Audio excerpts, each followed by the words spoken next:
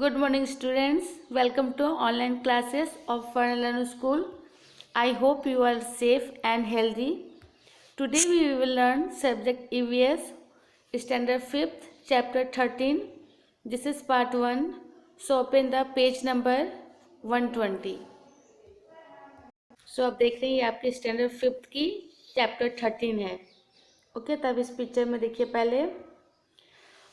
और इस चैप्टर में हम पढ़ेंगे एक ऐसे इंसान के बारे में जो बाइक पर सवार होकर मुंबई से जम्मू कश्मीर तक घूमने गया है. ओके, मुंबई से जम्मू कश्मीर तक वो घूमने गया है. तो फिर चलिए पढ़ते हैं उसके बारे में.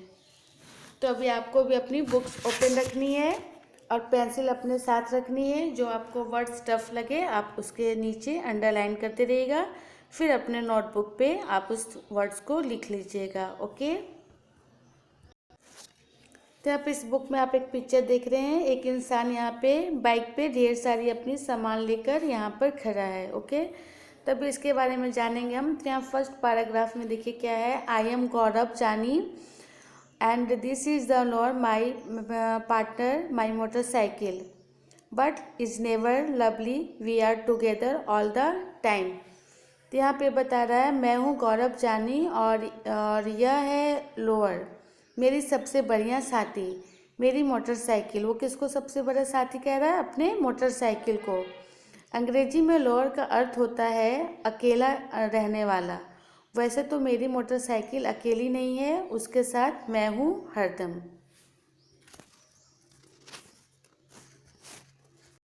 सो यहाँ पे है I and my motorcycle wait for a change to get the away from the busy crowded and noisy city of Mumbai. We like to travel to different parts of this wonderful country. Let me tell you about our amazing journey on the highest roads in India. तो यहाँ पे बता रहे हैं हम दोनों ही मुंबई की भीड़ भाड़ शोरगुल वाली गलियों और ऊंची ऊंची इमारतों से निकलने का मौका ढूंढते रहते हैं.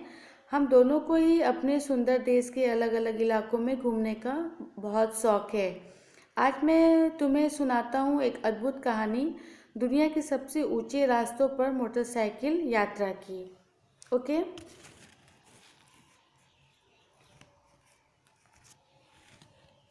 यहाँ पे गेटिंग रेडी.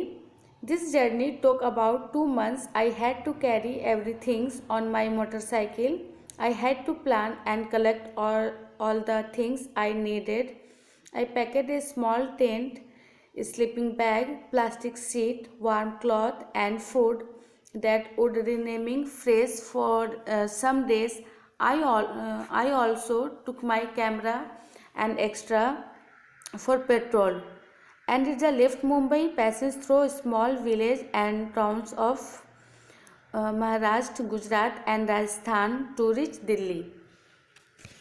यहाँ पे बताया जा रहा है मेरी यात्रा थी लगभग 2 महीनों की. इतने दिनों के लिए सामान ले जाना था, वह भी मोटरसाइकिल पर. आपने देखा था बाइक पर कितने सारे सामान थे. मैंने बहुत सोच समझकर ज़रूरत का सामान इकट्ठा किया. रहने के लिए टेंट, बिछाने के लिए प्लास्टिक और सीट और स्लीपिंग बैग, गर्म कपड़े, काफ़ी दिन तक खराब ना होने वाला खाना, कैमरा, पेट्रोल रखने के लिए डिब्बे इत्यादि. ओके, मैं मुंबई से निकला. महाराष्ट्र, गुजरात और राजस्थान के छोटे बड़े शहरों से होता हुआ दिल्ली पहुंचा.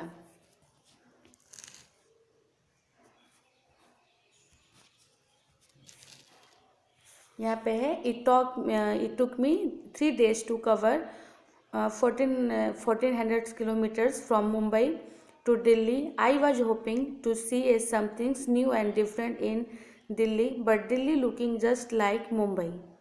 I am tired of looking at the same kinds of house made of cement, brick, glass and steel. I was looking forward to my journey ahead. Mumbai से दिल्ली तक का 1400 किलोमीटर का रास्ता मैंने 3 दिन में तय किया. मुझे पूरी उम्मीद थी कि दिल्ली में मुझे कुछ नया देखने को मिलेगा, पर दिल्ली भी मुंबई जैसी ही लगी. इतने सालों में मैं थक चुका था एक ही तरफ के शहर देखते देखते. सो नेक्स्ट पेज हम टर्न करेंगे. excited that I would be unable to see wonder houses with sloping roof and doors covered with snow. I had seen pictures of such houses in many books. वैसे एक जैसे घर cement, ईंट, कांच और steel के बने हुए हैं। अब आने वाले दिनों में के बारे में सोचकर मैं बहुत उत्सुक था। मेरी कल्पना थी कि मुझे देखने को मिलेंगे लकड़ी के घर, ढालवा छत वाले और बर्फ से ढके घर, बिल्कुल वैसे जैसे मैंने किताबों से देखे थे। नेक्स्ट पैराग्राफ है, I packed more things in Delhi and continued in 2 days. We were in Manali. It was so refreshing to be a mountains and breathe the clean air. Now the real journey was to begin. He had to travel through difficult roads of the state of Jammu and Kashmir to reach Leh in Ladakh. Delhi में फिर सामान भरवाकर मैं आगे बढ़ा। 2 दिन बाद मनाली पहुंचकर पहाड़ों की ताज़ी हवा के बीच में चैन की सांस ली। असली यात्रा तो अब शुरू होनी थी। जम्मू कश्मीर राज्य के कई मुश्किल रास्तों से होते हुए हमें लद्दाख में लेह तक जाना था। ओके, नेक्स्ट है फाइंड आउट।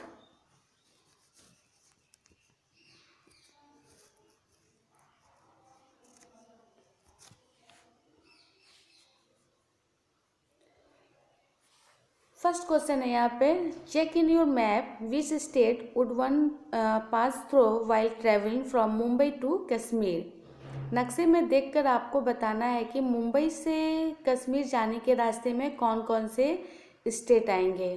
ओके, नेक्स्ट है यहाँ पे, Gaurav Jani pass it through several state while going from Mumbai to Delhi.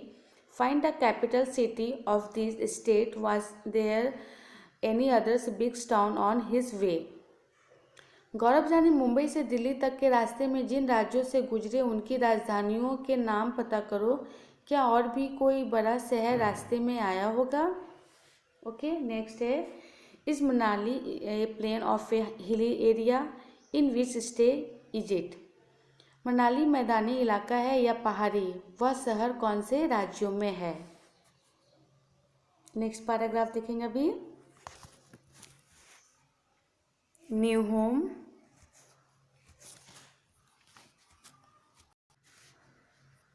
सो यहाँ पे है new home and where covering long distance each day. All I needed was found and a tent to protected my self from the cold night air. My nylon tent was so small that I would just about fit in it to sleep. यहाँ बताया जा रहा है, मैं और मेरी lower आगे बढ़े जा रहे थे। मुझे सिर्फ भरपेट खाना चाहिए था और रात की ठंड में बचने के लिए टेंट। मेरे छोटे से नायलॉन के टेंट में इतनी सी जगह थी कि मैं सो सकूं। रात के समय मेरी मोटरसाइकिल टेंट के बाहर पहरा देती थी। सुबह की ठंडी हवा और चिड़िया की चहक से ही रोज़ आंखें खुलती थी। ओके, अभी नेक्स्ट पेज टर्न करेंगे। फर्स्ट क्वेश्चन है आपके नेक्स्ट पेज में, have you ever staying in the tent where what was it like. क्या तुम कभी टेंट में रहे हो और रहे हो तो कहाँ, कैसा आपको फीलिंग हुआ था। ओके, यहाँ पे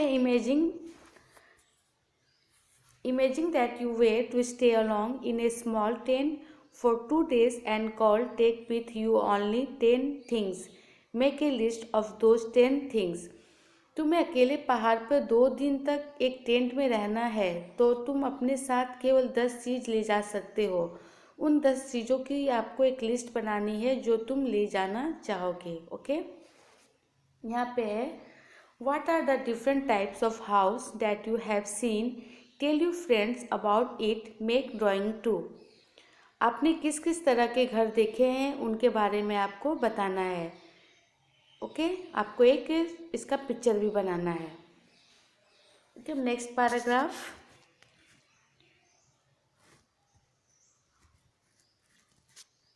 अब यहाँ पे आप देख रहे हैं पिक्चर, यहाँ पे क्या बता रहे हैं, at the last lower end the riches hilly for the first time I saw such an area high dry and flat called a cold desert. Ladakh gets very little rainfall, here there are high mountain and cold flat ground. In life, I found myself in a quiet stay with beautiful white house as a roof slowing. I found that I was being followed by a group of children. They could now just meaning welcome, welcome. They all the my lord, everyone wanted me to come to theirs home. अब यहाँ पे बताया जा रहा है कि ठंडा रेगिस्तान, आपको पता है रेगिस्तान में कितनी ठंड पड़ती है। तो यहाँ पर आपको पता है रेगिस्तान में पूरे बालू होती है। तो बालू में क्या होती है? सैंड। बालू मतलब सैंड। सैंड जो वो अगर उसमें धूप तेज़ी से पड़ती हो तो वो गर्म भी बहुत जल्दी हो जाता है, और अगर ठंड की मौसम हो तो वो ठंड भी बहुत जल्दी हो जाता है। इसलिए रेगिस्तान में ठंड भी बहुत ज़्यादा पड़ती है और गर्मी भी वहाँ पर बहुत ज़्यादा पड़ती है।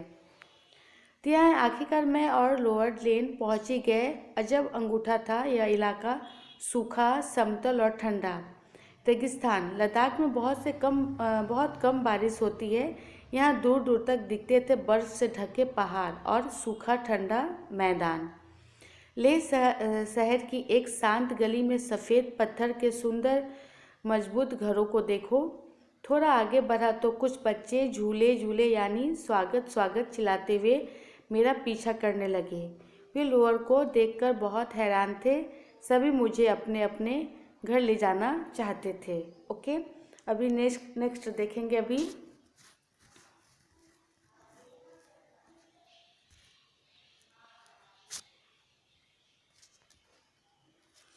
यहाँ पे एट होम विथ तासी के घर पर। Okay, Tashi me to his home. It was a building with 2 floors. The house was the made of stone which were kept one over the other.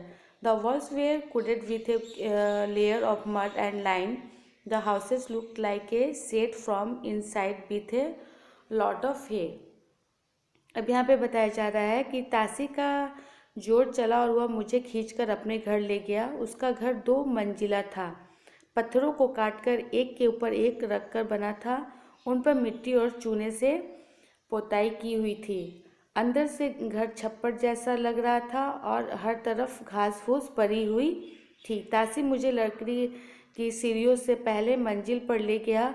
उसने बताया कि वह और उसका परिवार ऊपर की मंजिल पर रहते थे, नीचे की मंजिल पर जानवरों के रहने के। ओके, नेक्स्ट पेज टर्न करेंगे। यहाँ पे story there we took the wooden step and reached the first floor. This is where we stay, explain Tashi. The ground floor is from our animals and for storing necessary things. Sometimes when it get too cold, we always move. I noticed that the ground floor had no windows. Things tree trunk were used to make the roof strong. यहाँ पे बताया जा रहा है कि जगह थी और ज़रूरत का सामान इकट्ठा करके रखते थे।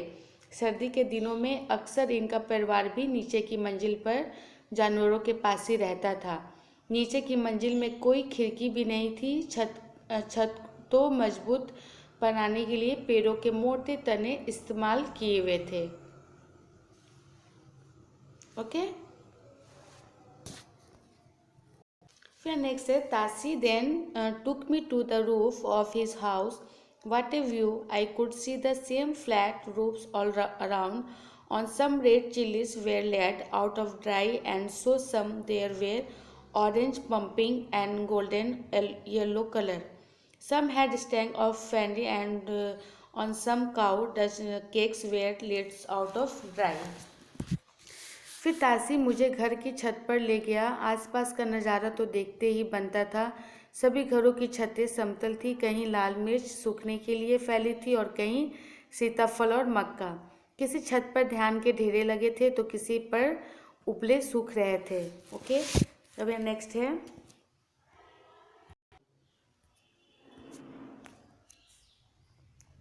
This is the most important part of our house, said Tasi. During the summer season, we dry many fruits and vegetables.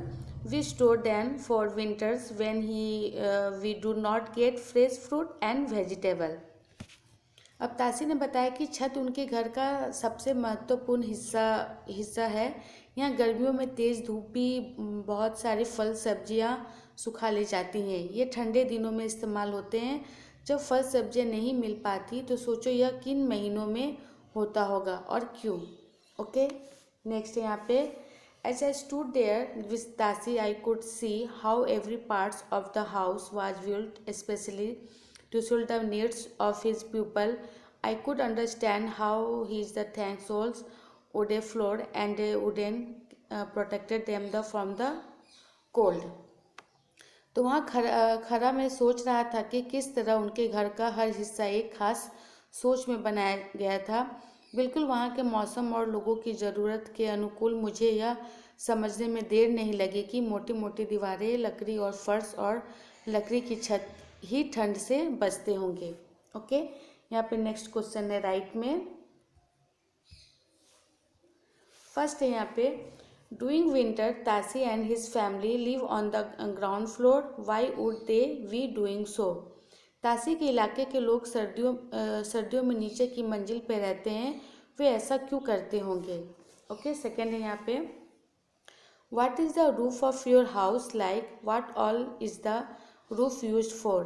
तुम्हारे घर की छत कैसी है, तुम्हारे यहाँ छत किन किन कामों के लिए इस्तेमाल होते हैं। ओके,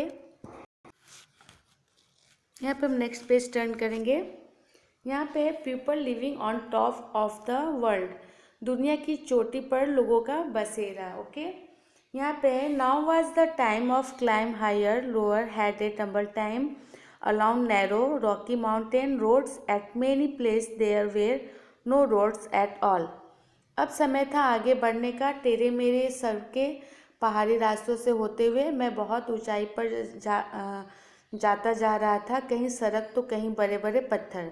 लोअर का चलना मुश्किल से भरा था। ओके, नेक्स्ट पैराग्राफ में है, I was moving towards the rocky plains of this place is at highest of almost 5,000 meters. It is so high that it is difficult to breathe normally. I had a headache and felt weak. Then I slowly got used to breathing in such area. For many days we kept wandering in this area with not a single human beings in sight. No petrol pump, no machine, only clean blue sky and many beautiful lakes around. तो यहाँ पे बताया जा रहा है कि अब मैं चागा थागा इलाकों की ओर बढ़ रहा था। लगभग 5,000 मीटर की ऊंचाई पर बना हुआ मैदानी इलाका बिल्कुल सुनसान और पथरीला था। इतनी ऊंचाइयों पर सांस लेने में भी मुश्किल हो रही थी। मेरे सिर में दर्द होने लगा और बहुत कमजोरी महसूस होने लगी। फिर धीरे धीरे ऐसी हवा में सांस लेने की आदत सी पड़ गई। मैं कई दिनों तक यहाँ मोटरसाइकिल पर घूमता रहा, लेकिन दूर दूर तक कोई भी दिखाई नहीं पड़ता था, ना ही कोई पेट्रोल पंप, ना ही मैनिका। सिर्फ दूर दूर तक फैला नीला आसमान और पहाड़ों के बीच में बहुत से तालाब।